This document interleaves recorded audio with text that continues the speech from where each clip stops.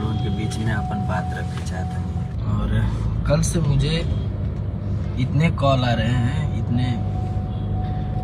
हैं कि मैं आपको बता नहीं सकता, आपको दिखा। नमस्कार दोस्तों, विश्वकर्मा सचेतन न्यूज में आपका स्वागत है। आप लोग जानते ही होंगे कि आकांक्षा दुबे का देहांत हो गया है। और तो और सभी मीडिया के लोग और तमाम लोग बोल रहे हैं कि समर सिंह ने मरवाया, यानी समर सिंह ने फांसी दिलवाया।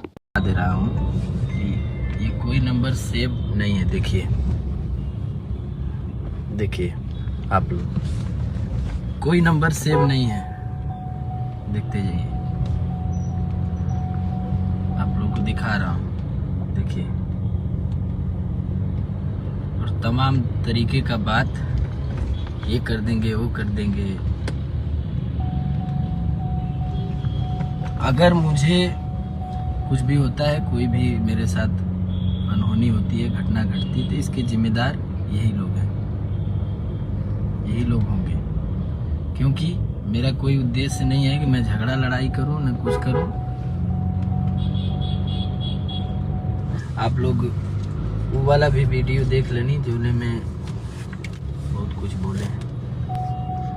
और आप लोग जो गलत न्यूज बनाया गया, गलत फेक न्यूज बनाया गया, वो भी देखा आप लोगों ने। और गलत न्यूज फैला के गलत न्यूज बनाया गया कि गुंडा हैं, गुंडा लेके आए हैं। हम गुंडा हैं? हम कलाकार हैं ना।